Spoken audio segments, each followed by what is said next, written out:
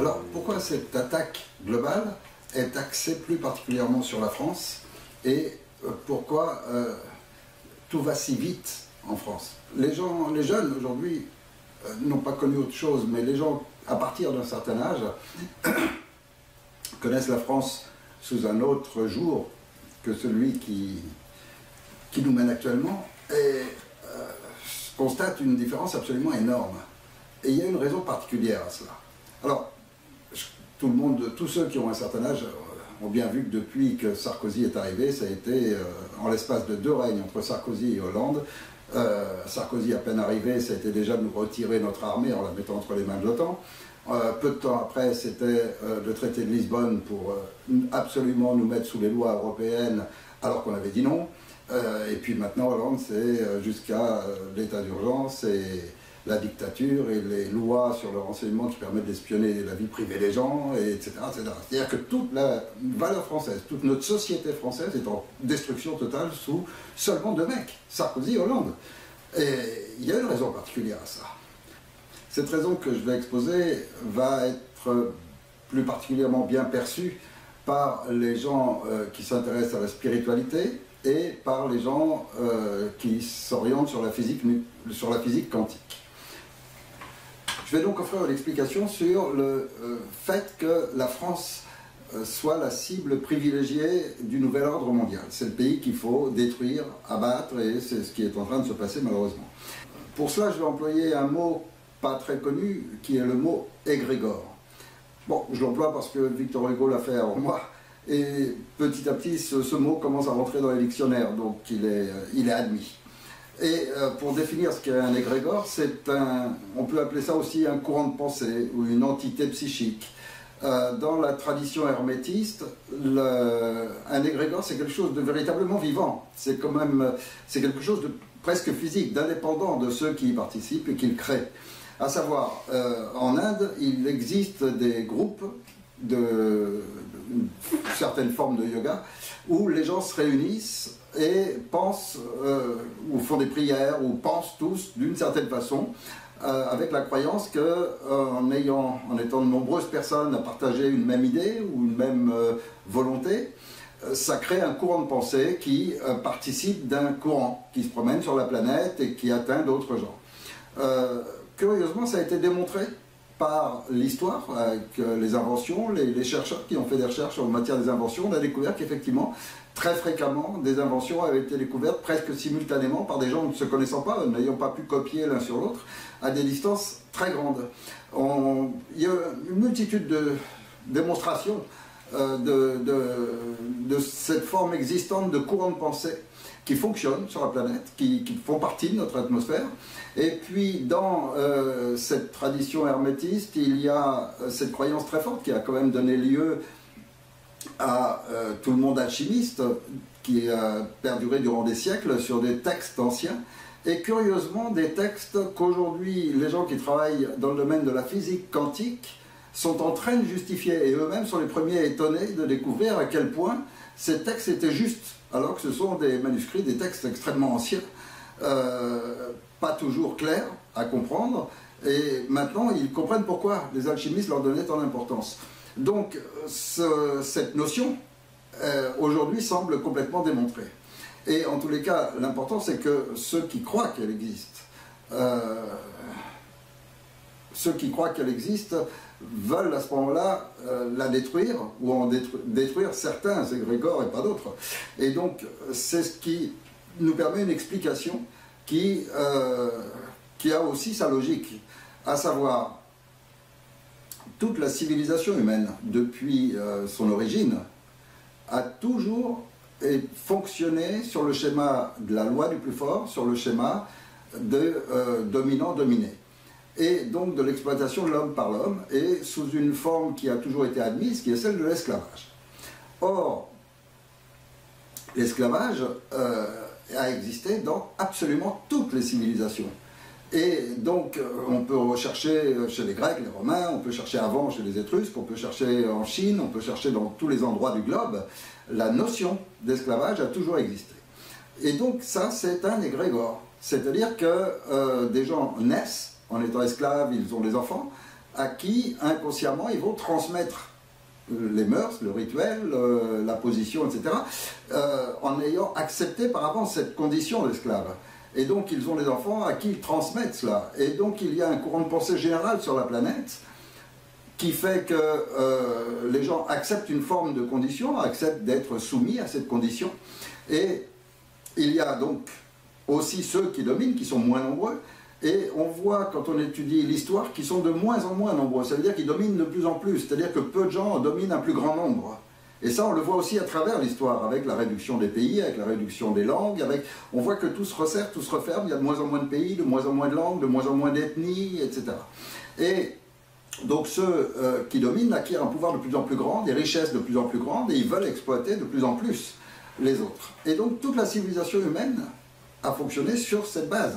C'est donc un égrégore extrêmement puissant qui a généré notre civilisation, et qui a existé et qui existe toujours. Et un petit peuple sur la planète a bouleversé cet égrégore. Est venu tout d'un coup lancer une notion consistant à dire non, non, cet égrégore est faux, tous les hommes naissent libres et égaux.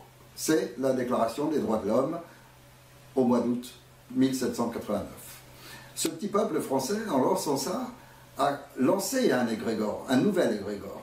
Un égrégore qui consiste à ce que chaque homme qui naît se dit « j'ai autant de droits que les autres, je suis libre comme les autres, personne ne me domine, je ne suis pas soumis dès le départ ». Et ça, c'est complètement nouveau, c'est un bouleversement mondial, parce que cette déclaration des droits de l'homme a été immédiatement transmise. L'esprit qui a lancé cet égrégore et qui s'est matérialisé par ce texte de la Déclaration des droits de l'homme et du citoyen s'est immédiatement propagé et a amené la Prusse, a amené l'Autriche, a amené la Hongrie, a amené petit à petit tous les pays, la Russie et autres, à abandonner leurs lois sur l'esclavage, à commencer à accepter ce concept. Et petit à petit, ça s'est répandu dans le monde entier, jusqu'aux pays qui le plus les refusaient. On finit récemment, tout récemment, parmi les derniers bien sûr, mais on finit eux aussi par les accepter. Donc les États-Unis, l'Australie, l'Afrique du Sud, on finit par abolir l'esclavage, on finit par reconnaître autant de droits à tous les humains, etc. Mais soyons bien conscients que lorsque ce mouvement énorme qui est parti de France en 1789, ce mouvement énorme a bouleversé le monde, mais surtout il a énormément gêné ceux qui menaient avant, c'est-à-dire ceux qui s'enrichissaient grâce à l'esclavage.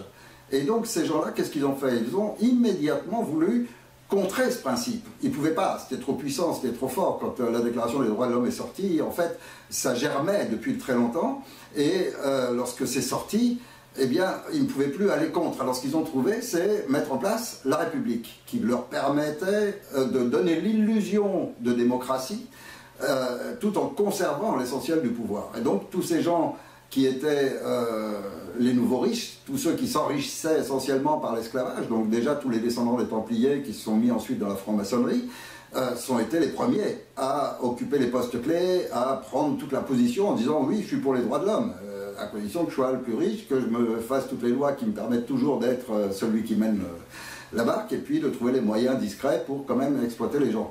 Et ce système, depuis 200 ans qu'il est en place, ils n'ont fait que le combattre. Ils ont toujours combattu ce nouvel égrégore, discrètement, c'est-à-dire à travers la République. Ils ont mis en place petit à petit de plus en plus de lois qui annihilent la force de la Déclaration des droits de l'homme. Petit à petit, ils ont dévié par rapport à ça, ils se sont autorisés d'autres formes d'esclavage, à travers le travail, etc., un tas de formes d'esclavage. Et, par exemple, le refus du revenu universel, alors que c'est un concept qui est complètement démontré, et depuis très longtemps, et qui devrait être en place logiquement, parce que ça correspond à notre évolution technologique. C'est-à-dire qu'aujourd'hui, la réalité, c'est que toute la planète, tout le monde devrait avoir ce revenu universel. La seule chose, c'est que quelques-uns se le mettent dans la poche et ils ne veulent pas le donner. Mais c'est tout, c'est la seule raison pour laquelle tous les humains n'ont pas ce revenu universel. Donc, techniquement parlant, tout le monde devrait l'avoir. Il ne devrait plus du tout y avoir ni de pauvreté ni rien, et ça transformerait le climat social et toute notre société serait complètement bouleversée. Seulement, les quelques-uns qui aujourd'hui se le mettent dans la poche, qui leur permet de vivre d'une manière que les gens moyens ne peuvent même pas imaginer, c'est sûr qu'ils veulent le garder. Donc, durant ces 200 ans, ils n'ont fait que travailler à essayer de détruire cela, parce que cet égrégore qui consiste à permettre que tout être humain ait droit à la liberté, ait droit au pouvoir sur lui-même, ait ses droits garantis, sacrés, fondamentaux, comme le dit bien cette déclaration des droits de l'homme, que tout être humain voit son droit d'expression, son droit de manifestation et la souveraineté du peuple, c'est-à-dire que c'est l'ensemble du peuple qui est vraiment souverain sur son territoire. Tout ce concept-là, il fallait le combattre et ils le combattent depuis 200 ans. Et petit à petit, loi après loi, détournement après détournement, ils arrivent petit à petit à ce qu'on l'oublie, jusqu'à le faire disparaître de l'enseignement dans les écoles, etc., pour que les jeunes n'apprennent pas quels sont leurs droits, etc. Mais là, on arrive au point où, maintenant, pour eux, la France, qui est ce symbole mondial, parce qu'à l'autre bout du monde, dans les écoles, on apprend toujours que la liberté, les droits, l'égalité, que tout le monde naisse libre et égal, tout cela, c'est la déclaration des droits de l'homme, ça vient de la France, c'est Paris, c'est... Voilà, et donc la France est un symbole pour le monde entier, est le symbole de la liberté, est le symbole du droit humain, à travers cette déclaration des droits de l'homme.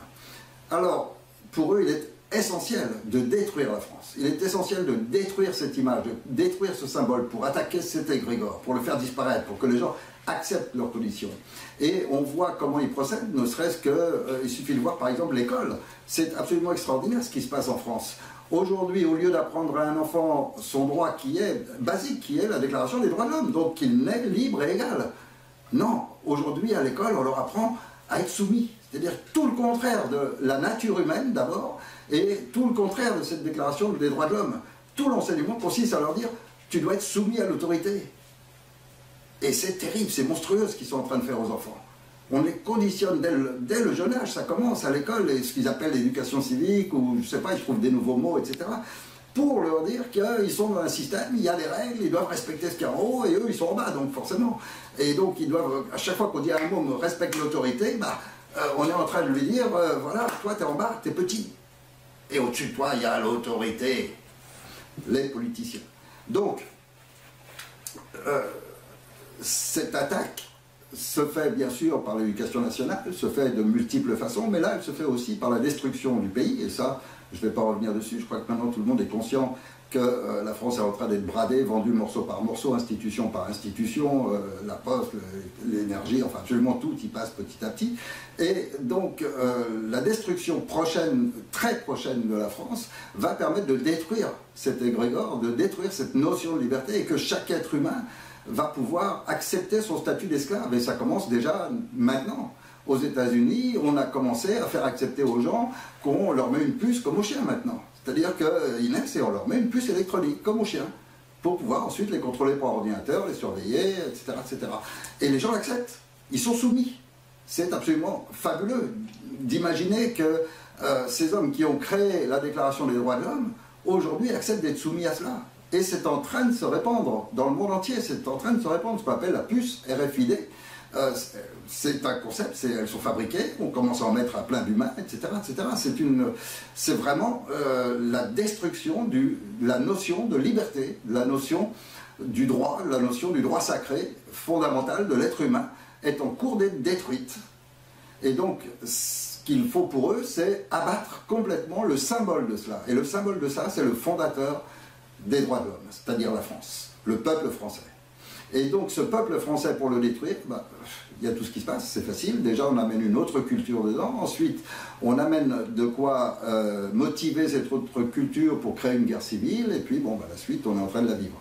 Alors si je devais synthétiser l'idée que j'essaye de développer en employant ce mot, égrégore, je dirais en quelques mots qu'une nouvelle conscience collective est en train de naître.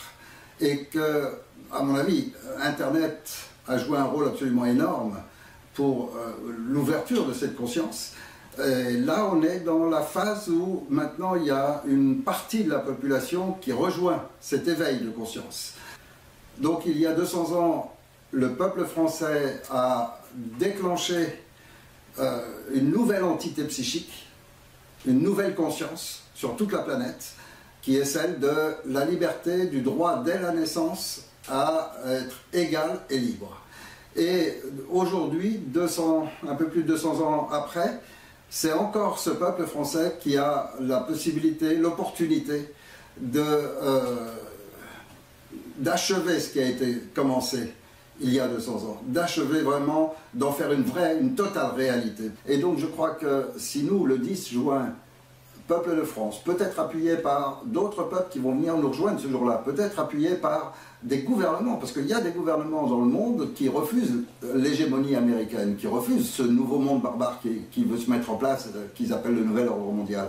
Alors, peut-être que, en fait, toute l'humanité va être atteinte par le mouvement du peuple français ce 10 juin, parce que c'est l'égrégore liberté que le peuple français va défendre ce jour-là. C'est l'égrégore liberté qu'il va faire revivre. Ce sont les droits fondamentaux de l'être humain qui vont reprendre leur place, comme ils n'auraient jamais dû la perdre depuis le 14 juillet 1789. Et donc c'est pour ça que ce 10 juin, on va fêter un 14 juillet 1789, c'est-à-dire on va fêter à la fois l'Assemblée nationale décidée, prononcée par Sieyès le 10 juin, et on va fêter à la fois cette fameuse déclaration des droits de l'homme qui est née de là, et qui, un mois plus tard, au mois d'août, était déjà promulguée. Donc, c'est vraiment le concept de liberté. Et ça, c'est un égrégore extrêmement puissant. Parce que chaque être humain, quand il naît, au départ, il en a envie. Il le veut, il trouve ça injuste, qu'il n'ait pas droit à sa liberté. Tous les jeunes le vivent et en souffrent. C'est une des raisons pour lesquelles la jeunesse est si mal. Parce que leur liberté est bafouée dès le départ. On leur ment. On leur retire leur droit naturel, celui que la nature leur a donné, celui d'être un être libre sur cette planète. Alors, je crois que ce 10 juin, c'est vraiment un impact extraordinaire qu'on peut avoir et qui va se répandre sur le monde très vite. Ne serait-ce que parce que techniquement, le fait que tout d'un coup la France vive bien, soit sortie de ce marasme, et ça c'est un exemple immédiat, et je crois que nos voisins sont tellement mal qu'ils vont faire comme nous.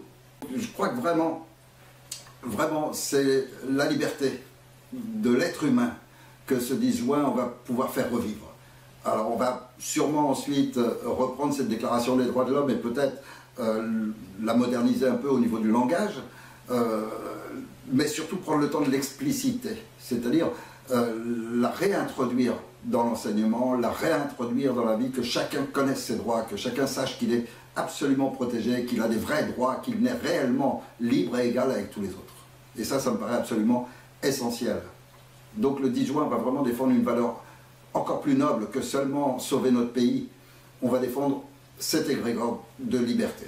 Cette liberté qui est absolument indispensable. Aujourd'hui, je crois qu'il est temps absolument que la France vienne confirmer ce qui a été décidé il y a 200 ans en posant des vraies bases. Des bases beaucoup plus solides et qui, une bonne fois pour toutes, ne vont plus permettre qu'on revienne à l'ancien monde. Aujourd'hui, les politiciens sont périmés, ils sont obsolètes. C'est comme, ils sont exactement, comme tous ces soldats à qui on dit « Allez-y, vous pouvez piller, voler, tuer, vous pouvez tout faire ». Et puis la récompense suprême, c'est piller, voler, tuer et violer les femmes.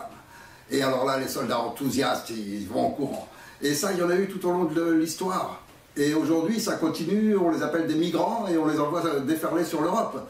Et là, ils viennent avec cette idée qu'ils vont imposer, parce qu'on a pris les plus imbéciles, on leur a mis un truc dans la tête, et puis ben, maintenant ils viennent, et on voit dans toute l'Europe tous ces viols, tous ces... Et voilà, et ça ne fait que commencer. Donc il faut absolument y mettre un frein immédiatement. Ils sont périmés, ces gens-là aussi. Totalement périmés. Au même titre que nos politiciens. C'est fini, ils sont obsolètes.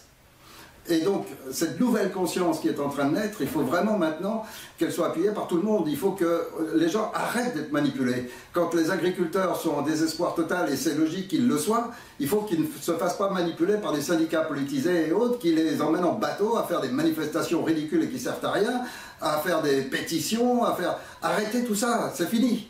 Maintenant, c'est le 10 juin que ça se passe. Alors les agriculteurs, mettez-vous ça dans la tête. Le 10 juin, vous serez à Paris avec vos engins et tout. Il faut que vous soyez avec tout le peuple français.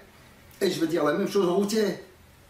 Et vous aurez aussi avec vous les infirmiers, les médecins. Vous aurez avec vous vraiment toutes les professions. Arrêtez vos pétitions, arrêtez vos manifestations inutiles. Tous ces syndicats d'enseignants, tous ces mouvements et tout qui n'arrêtent pas de provoquer des manifestations, des pétitions et tout. Tralala. Arrêtez de faire perdre leur temps aux gens, s'il vous plaît. Arrêtez. Tout ça n'a jamais rien donné. Alors, unissez-vous pour une bonne fois, soyez tous là le 10 juin, qu'il ne manque personne.